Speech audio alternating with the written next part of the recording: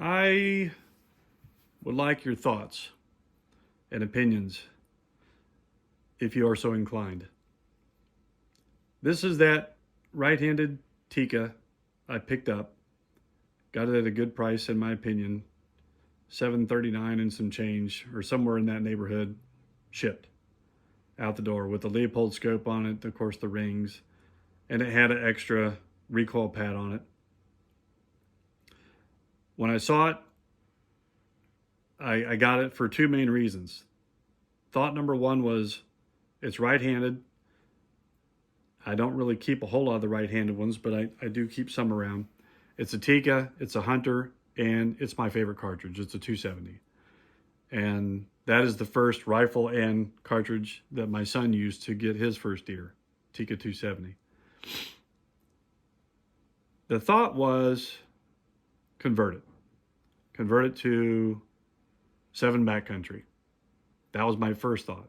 The reason is because I watched a video on YouTube where a gunsmith in either Australia or New Zealand, he converted a Tikka to a 7 Backcountry, started with a 26-inch barrel, and he cut it down 2 inches all the way down to, I think, 16, and was demonstrating the velocity changes with the barrel length.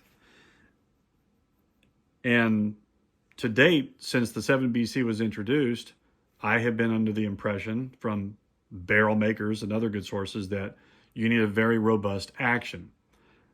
And taking into account that the Tikka action, the cylinder length of the barrel at the action face optimally is 1.130. And with the 7BC allowing 80K of pressure, it made me nervous to think or consider a Tikka action for such a build until I saw that guy's video. Since then, I've talked to a number of people who, they can't say, these are people who are in the know, by the way, i.e. they work for Federal. They cannot advise on an action. Safe, not safe, etc., etc. Rightfully so. However, they were able to attest to the fact patterns of all these really good actions, including Tikka, including Sako, that they are pressure tested way higher than your standard SIP or SAMI ammunition.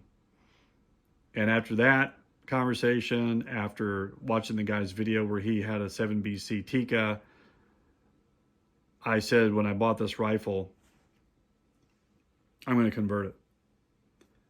And that was the number one choice. And the second choice is a 280 Ackley Improved, which is also now one of my all-time favorites. That is a very neat cartridge. Low recoil, very versatile, more efficient than a 7 mag, people argue, and on and on. I have this barrel. This barrel steel comes from Germany. This is a cut rifled 4-groove Russian style lands. The lands are canted. I'm going to put a bore scope in it and show you here in a minute. Brand new pre-turned blank, 8 twist, 7mm.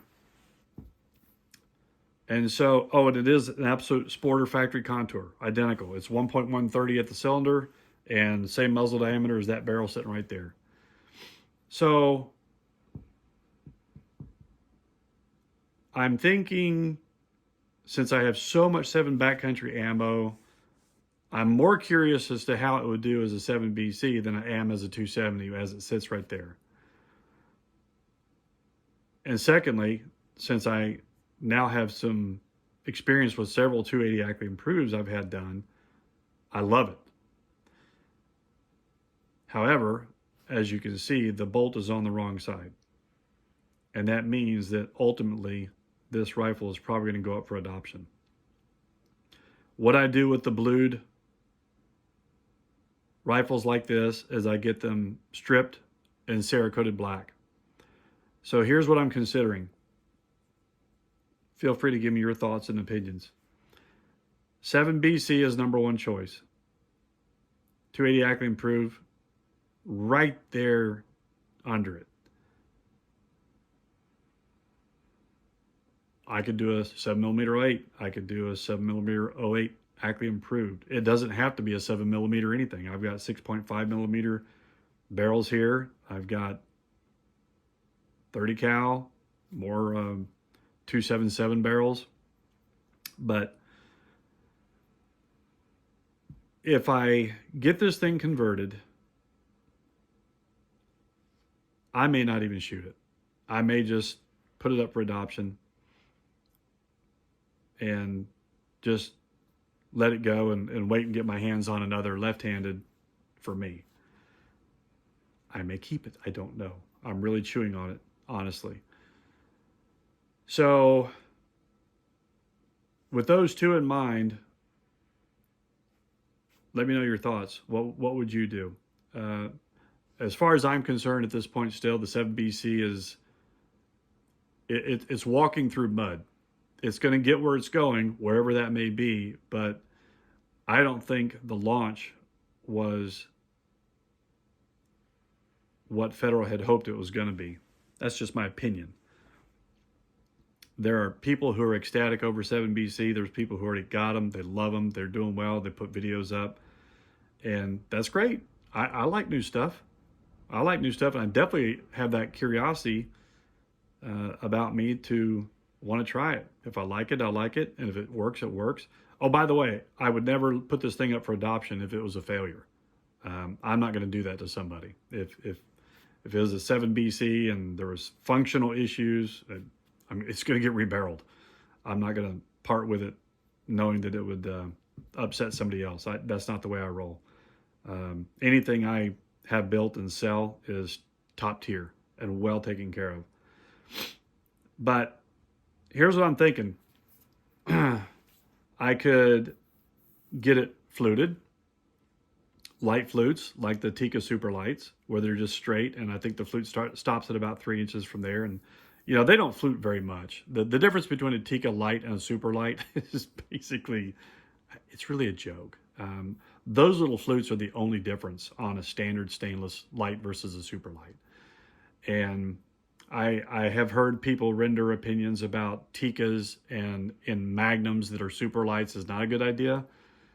I will tell you, I can go gather almost a ream of paper targets that says otherwise. 7 mags and 300 Win mags with factory ammo. Factory Norma Whitetail, factory Norma Bond Strike, Hornady Precision Hunter, Hornady ELDM ammo, my hand loads. So I just respectfully disagree with that notion.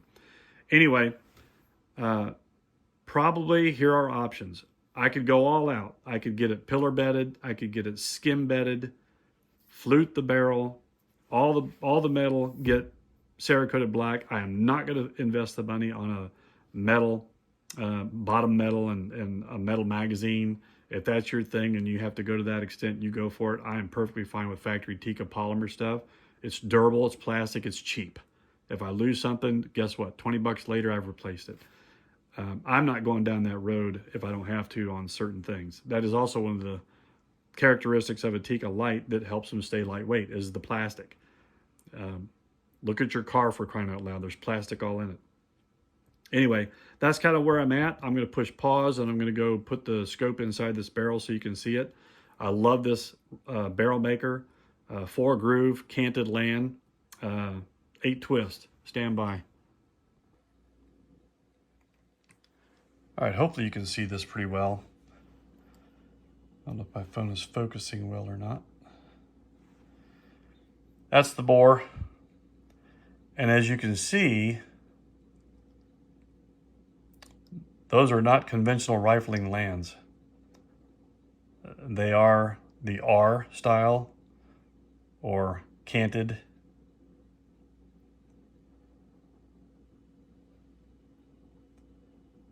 And again, this steel comes from Germany. It is very high quality. And it is a 4 groove.